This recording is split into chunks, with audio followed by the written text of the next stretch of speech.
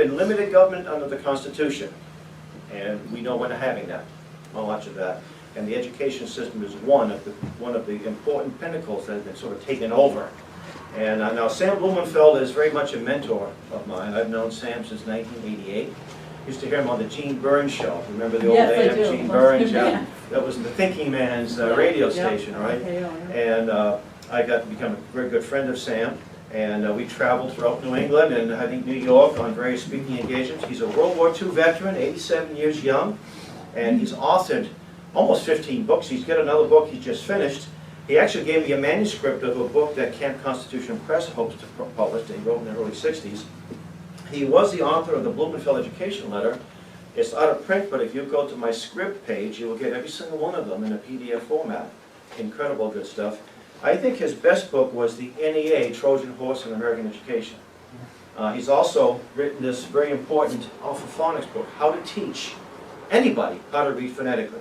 Children, even adults who have never learned how to read properly. And I taught all of my wife and I, all of our children how to read with this. You see, we don't, and I tell, and I'm quoting Sam, you don't need puppets popping out of trash cans to teach children how to read. You know? So, without further ado, let's give Sam a warm welcome. I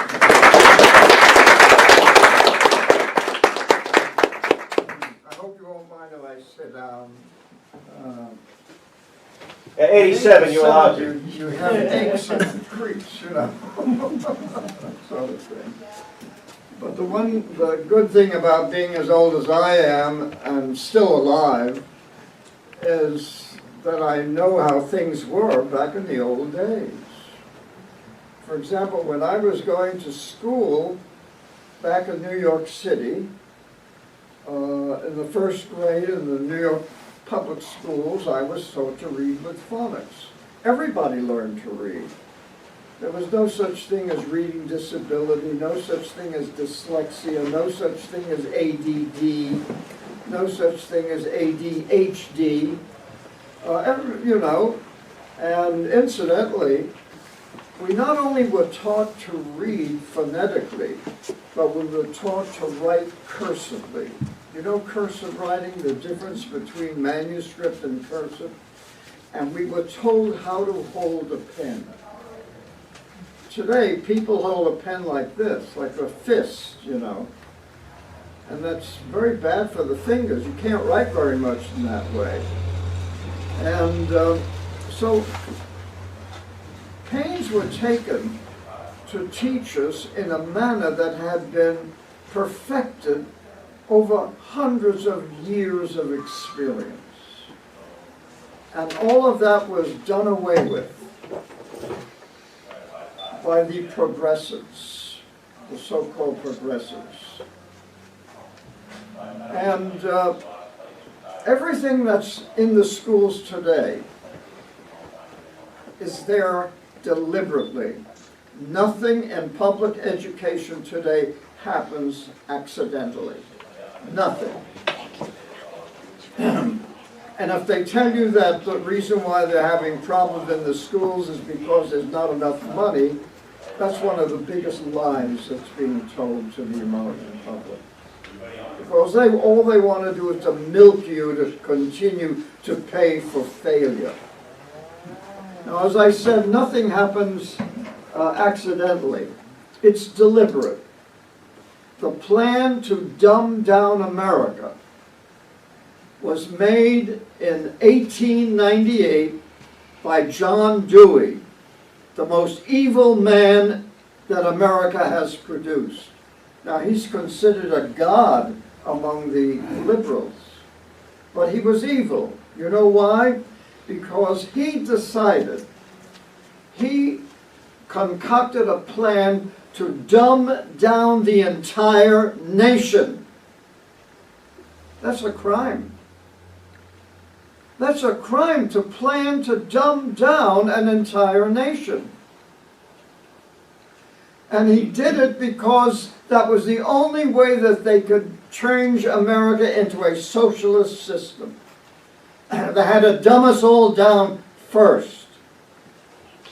And it's all here.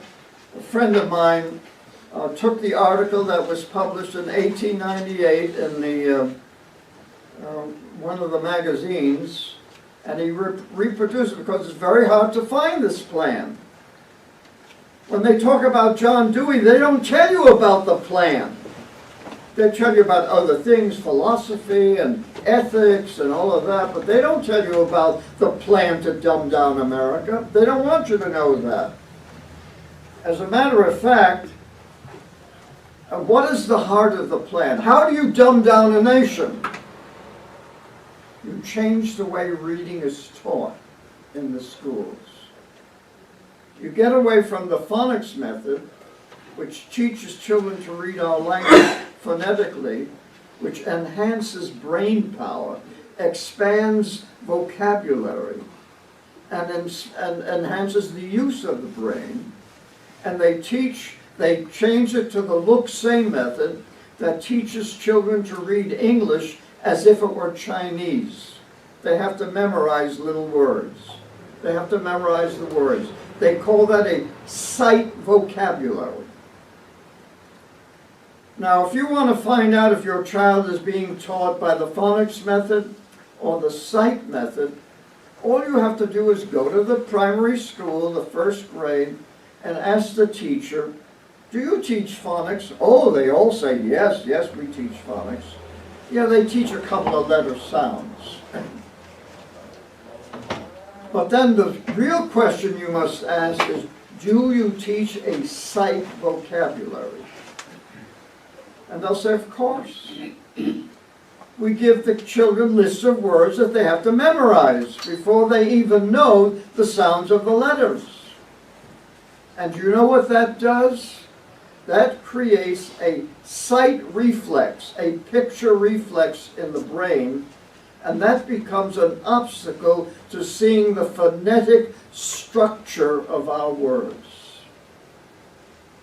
And that reflex, because it's automatic, and creates this obstacle against seeing the phonetic structure of our words, creates dyslexia. Dyslexia. And I can prove it to you very simply. Let me first read you a few lines from a speech I gave recently. I wrote, the planned deliberate dumbing down of America was started in 1898 by socialist John Dewey with his attack on the primary school's emphasis on teaching children to read. This emphasis sustained the capitalistic, individualistic system, and it produced high literacy whereby the average American could read anything and think for himself. That's the way it was back in those days. You could think for yourself. Dewey wrote in an essay entitled The Primary School Fetish, this is it, quote, the plea for the predominance of learning to read in early school life because of the great importance attaching to literacy seems to me a perversion. How do you like that? It's a perversion, this emphasis on literacy. He goes on, no one can clearly set before himself the vivacity and persistency of the child's motor instincts at this period, and then call to mind the continued grind of reading and writing without feeling that the justification of our present curriculum is psychologically impossible. It is simply superstition. It is a remnant of an outgrown period of history, unquote. What Dewey deliberately ignored was the tremendous language learning faculty that every child is born with, and that teaching a child to read at that early age expands the child's mastery of language, which is the key to academic success. You all know how children learn to speak their own language, virtually, a couple of weeks after birth they start mumbling and bumbling, and by the time they're 5 years old, they have a speaking vocabulary in the thousands of words. They're very intelligent. You know, these little children feel intelligent because they're learning to speak their language without the help of a certified teacher. They're doing it all by themselves. Isn't that amazing? So they feel very intelligent. But then when they get into a public school and they're taught to read by the look-say method, and they can't learn to read that way, they begin to feel stupid. They begin to feel that they have a learning disability. They don't have a learning disability. It's the teacher who has a teaching disability. Anyway, a different way of teaching reading had to be developed that would lower the literacy level of the American people. Dewey and his socialist colleagues were determined to change individualistic America into a collectivist society.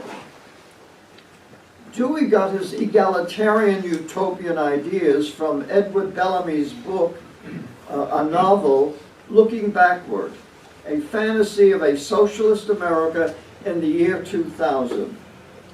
The book is still being read today in American universities. Dewey's plan required that a new educational curriculum should be developed and tested in private experimental schools before being put in the public schools. He wrote, quote, "After such schools have worked out carefully and definitely the subject matter of a new curriculum, finding the right place for language studies and placing them in their right perspective, the problems of the more general educational reform will be immensely simplified and facilitated." Now, all of this was being planned by a self-appointed group of socialists who call themselves progressives. They knew that what they were doing was subversive and treasonous. Indeed, Dewey wrote, and this is in the essay he wrote, he said, "Change must come gradually. To force it unduly would compromise its final success by favoring a violent reaction." Well, if what they were planning was so great, why would it cause a violent reaction? Because people don't want to live under socialism. As we've seen in the last 100 years, with all the experiments in communist Russia and Cuba, I mean, they have egalitarianism in Cuba. Everybody is poor, you know. So they have egalitarianism. That's what Looking Backward said we ought to have in America too. And if the changes were so beneficial to American children and society, why would they favor a violent reaction? Obviously, the dumbing down plan would have to be imposed by stealth, deceit, and lies. You see, you have been lied to by the educators since they began this project.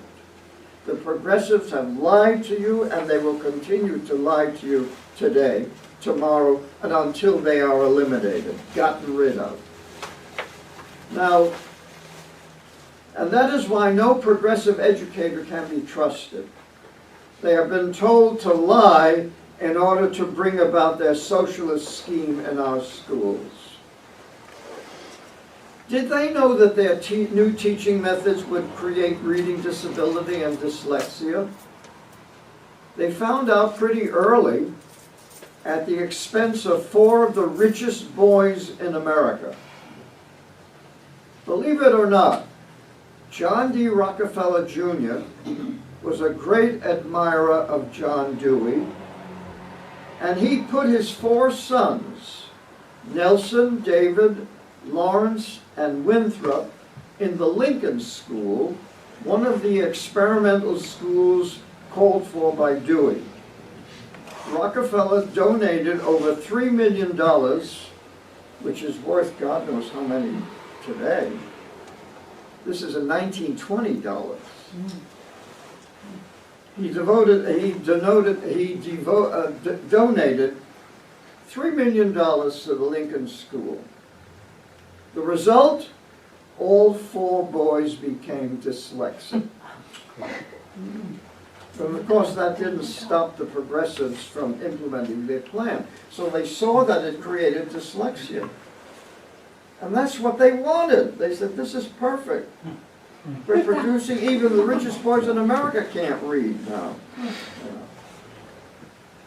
Incidentally, when Nelson was governor of New York, he wrote in the reading teacher of March 1972, quote, I appreciate the opportunity to make some observations on the importance of reading, for I am a prime example of one who has had to struggle with the handicap of being a poor reader while serving in public office. Can you imagine that?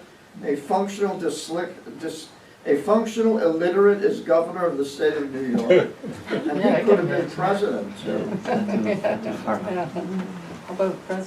He writes, on many occasions upon confronting an audience, I have elected to announce that I have thrown away my speech in favor of giving the audience the benefit of my spontaneous thoughts. And usually I have added, besides, I went to a progressive school and don't read very well anyhow. So he knew that the school had causes dyslexia. This, of course, this is him speaking. He says, this, of course, is a trial to my very able speechwriter, as well as a libel upon all the devoted teachers and professors who saw me through the years of my formal education. You see, he's not capable of criticizing these teachers who turned him into a dyslexic. You see, he can't do that. Because if he did that, that would make headlines. He goes on, he says, it is also usually a rather popular device to communicate with the audience on a much more intimate basis, but the truth is that it serves primarily to cover the fact that I really wish I could do a better job of reading a speech or other public statement. Millions of American illiterates do the same thing every day in America. They do everything in their power to hide their illiteracy. And they're very clever. They devise all sorts of names. I know of one illiterate who used to carry a newspaper under his arm all the time to give the impression that he could read. And that was his statement. Well, as you know, Nelson Rockefeller was vice president under Ford. In other words, a functional illiterate was a heartbeat from becoming president. Now, David Rockefeller, the great banker, in his memoirs he writes, quote, it was Lincoln's experimental curriculum and method of instruction that distinguished it from all other New York schools of the time. Father was an ardent and generous supporter of John Dewey's educational methods and school reform efforts. Teachers College of Columbia University operated Lincoln with considerable financial assistance in the early years from the General Education Board, that is the Rockefeller Foundation, as an experimental school designed to put Dewey's philosophy into practice. Lincoln stressed freedom for children to learn and to play an active role in their own education. But there were some drawbacks. In my case, I had trouble with reading and spelling, which my teachers, drawing upon progressive educational theory, did not consider significant. They believed I was simply a slow reader and that I would develop at my own pace. In reality, I have dyslexia, which was never diagnosed and never received remedial attention. Can you imagine that one of the richest men in America can't afford remedial tutoring? As a result, my reading ability as well as my proficiency in spelling improved only marginally as I grew older. All my siblings, except Babs and John, had dyslexia to a degree. Babs and John went to a regular school, so they never became dyslexic. But all the boys in the Dewey School became dyslexic. But you see, there's something strange that goes on in the minds of these people.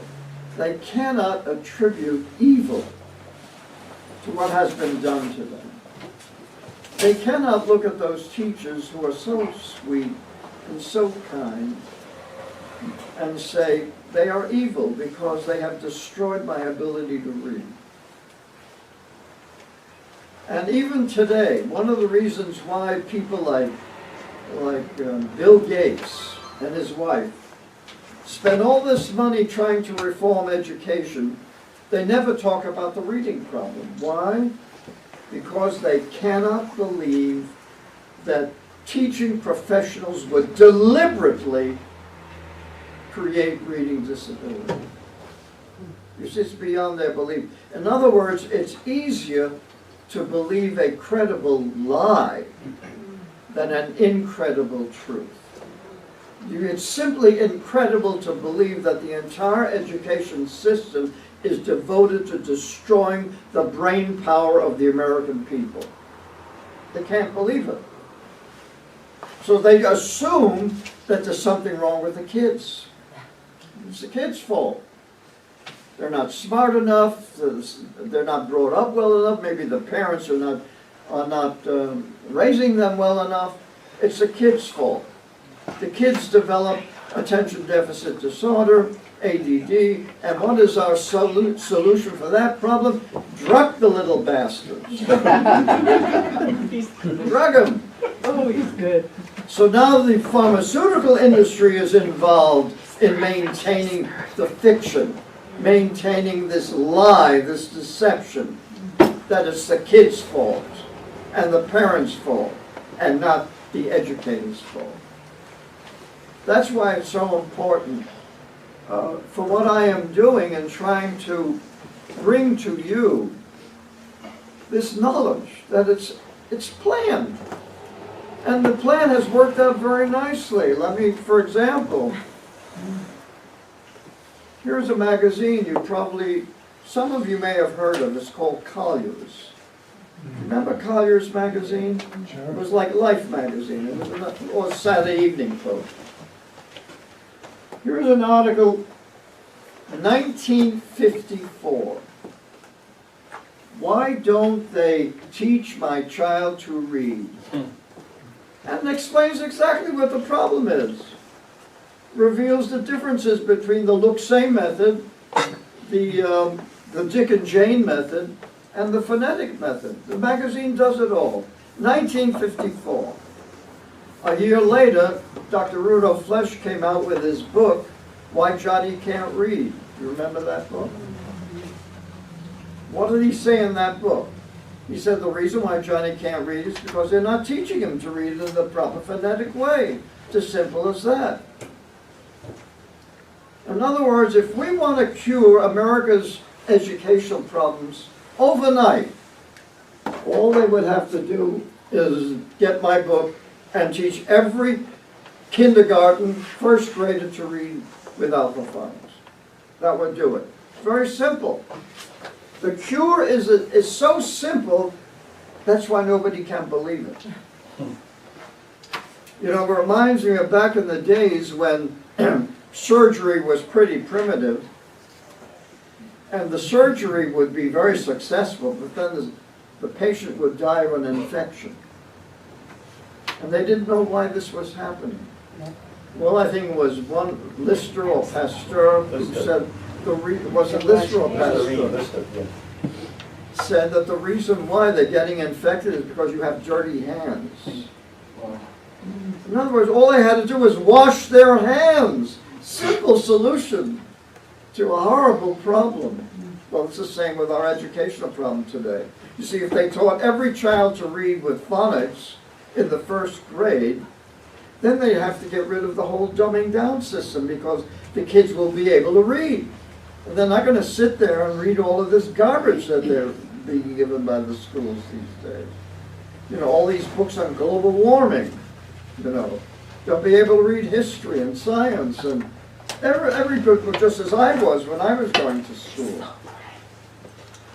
You know, when I learned to read, I haunted the library. My parents were immigrants from Poland. They had no education. There was no library at our home. You know, no book reading. My mother was illiterate, so I found the world in the public library.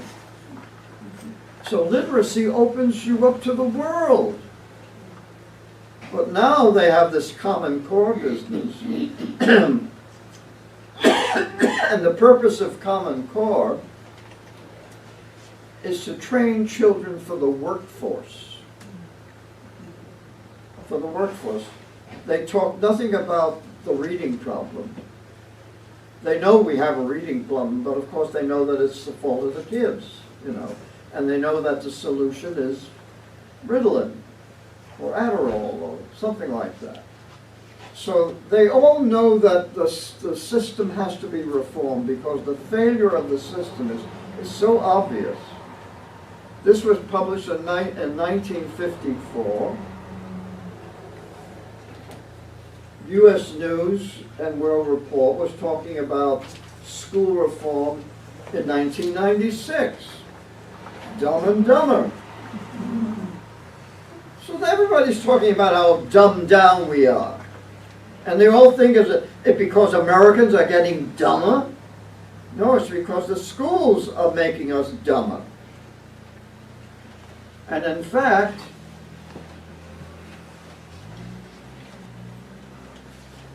we get up to 1993, that's, what is this? This is 96. 90 million Americans, adults, can barely read or write. 90 million. This is a survey done by the government. 90 million Americans can barely read or write. And what's their solution? The Common Core.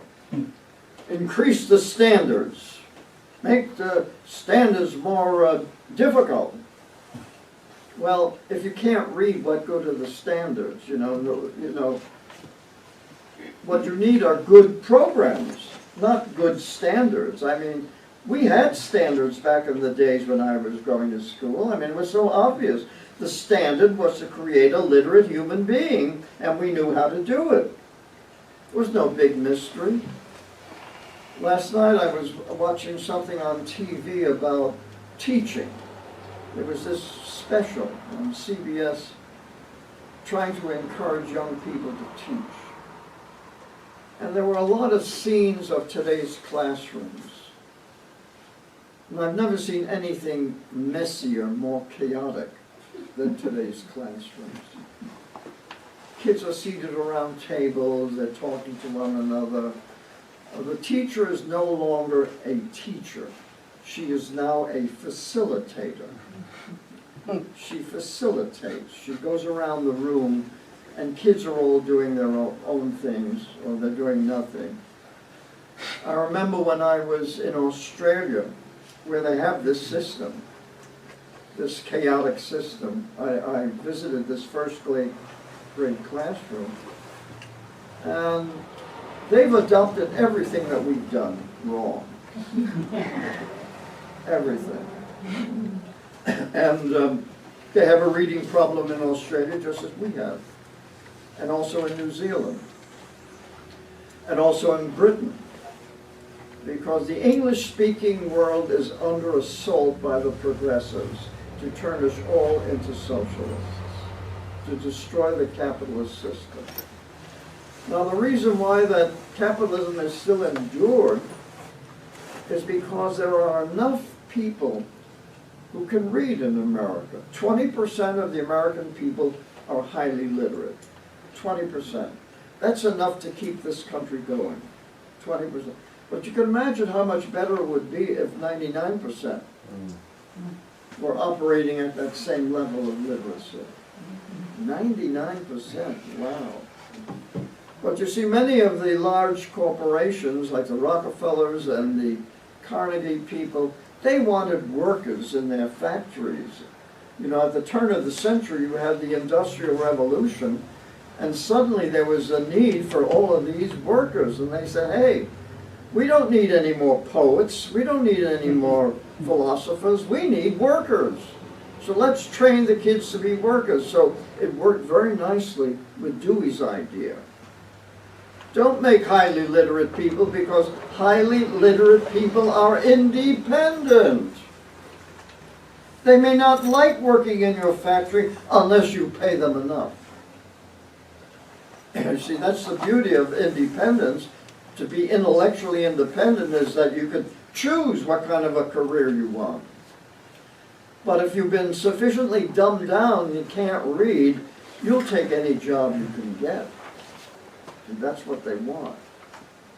So now, the Common Core thing, they say, well, this plan has worked out to a certain extent, but the people are too dumb now.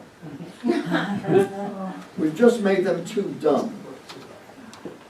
So we've got to smarten them up a little bit, just enough so that they can get in this high-tech workforce. You see, the technology has created new conditions. This is not the Industrial Revolution anymore. We don't have these kind of factories where, you know, people sit around. We outsource that. You know, Mexico and India, in China, now Bangladesh. You know, you look at the labels in your clothes, they're coming from some of the strangest places on the planet where they're manufactured. You want a good idea of how well socialism works? Look at Venezuela today. They have food shortages there. They can't even get toilet paper in Venezuela. It's that bad. You know, if you destroy the manufacturer of toilet paper, what are you going to use? I guess you're going to use the newspaper, you know. But that's, I mean, and we know what socialism does to people. I mean, we've had even Russia finally got rid of communism. I mean, they have an authoritarian type of government today, but it's no longer communism. And in fact, I listened to one commentator who was comparing Obama, who is a socialist, by the way. And there's a very good book on him, on his socialism. It's called The Radical President or something like that, in which he gives the entire socialistic background of Obama. Obama's mother hated America. You know, and he got his hatred of this country from her. And when he and his wife took over, they wanted to continue changing America. Well, America had been so dumbed down that they elected them into office. And now so many people are on the federal dole. Even the Boston bombers were living off the taxpayer. From day one, the day they landed, to the day they finished bombing the marathon. And where is the security that we have? 9/11, we have this, what is it, the NSA, that's supposed to be monitoring everybody on Earth. And yet they let 19 of the hijackers fly all over America, rent cars, stay in hotels, take flying lessons, and they couldn't put two and two together. And I remember reading about one of the airline clerks at Logan Airport. When this guy came to his desk for his boarding pass, he looked at this guy and he said, "That's not good." But he dared not stop him because they were afraid of being sued. So he got on board that plane. He killed not only everybody on the plane, but plowed into the Trade Center in New York and killed about 3,000 people. You know, the 4 hijacking planes. They got away with that. Can you imagine? This was a plan that was in operation for months and months, and these guys were traveling all over and taking flying lessons, and our country didn't have a clue. And then what about the bombers in Boston? You know, a year and a half before the bombings took place, there was a horrible murder in Waltham, the town where I live. 3 young men in their early 30s were killed. This occurred on the 10th anniversary of 9/11. They had their throats slit. It was in an apartment. They were all into marijuana. They had their throats slit, almost decapitated. $5,000 was thrown all over the place. Marijuana was thrown all over the place. And when the bodies were discovered by one of the girlfriends, and she screamed when she saw this mess. And each body was in a different room, by the way, which showed that the person who did it knew the people there and had access to the apartment. Well, it turned out that one of the men who was murdered was the best friend of the Boston bomber. The best friend. And our government had been warned about him by the Russians. The Russians warned us about that man. And it turns out that he was responsible for the murder of those 3 men in Waltham. Well, you know what the Waltham police said? Oh, this is a drug job. You know, this is just an ordinary, you know, little quarrel over drugs. The intelligence of our people in charge is worse than it's ever been. They're not intelligent. They don't use their minds. They don't analyze anything. I mean, why are they collecting millions of phone calls and phone numbers and all of that? They don't know what to do with them when they have them. They say that they've prevented terrorist attacks, but they don't tell us which ones have been prevented. The ones that we know were prevented were done by people on airplanes, like the shoe bomber, or the underwear bomber in Detroit, and a few others like that were done by and the Times Square one. Here was a car in Times Square loaded with explosives, and the man was a street vendor who saw smoke coming out of the car and stopped that conflagration. So the people in charge, in the Obama administration, you've got rank amateurs running the United States of America, and they are running us to the ground. I mean, this man, he lies through his teeth. He talked about a red line for Syria. You all heard that? He mentioned it. So now he says, oh, I never said red line. The world said red line, you know. I guess he's preparing to make some kind of a decision. We don't know what kind of a decision he's going to make. But he may very well start World War III. We don't know. This guy hasn't a clue. Why? Do you know what his profession was before he became a state senator? He was a community organizer. You have to be a socialist in order to be a community organizer, because that whole job was created by Saul Alinsky, the communist in Chicago, who said you need community organizers to politicize the illiterates, politicize the underclass. You see, that's why he won the election. Obama knew how to get the underclass, the illiterates, to the polling booths. He gave them free cell phones, he gave them money. God knows what else, what kind of gifts were given to these people, because these people generally are not interested in politics. I mean, they've been dumbed down beyond belief.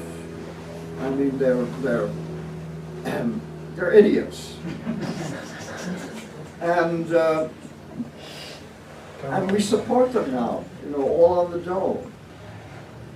And it's the 45% of working Americans who are now paying for all of this. Because in the last election, it was shown that the majority, which includes the dumbed down, the illiterates, and the underclass, now are in the majority. And if you could get them to the polls, and as a community organizer, that was Obama's job in Chicago. So he was a professional community organizer in Chicago, and he applied those same techniques when he became president. That's why he's continually campaigning. You know, he's always in a campaign mode. He's never being presidential. He's being a candidate all the time, raising money. As a matter of fact, he had to forego a new fundraising stint in California. I can't understand why anyone would give this guy a dime. But it shows you that not only have the dumb gotten dumber, but the smart have gotten dumber. And we also know that from the SAT scores.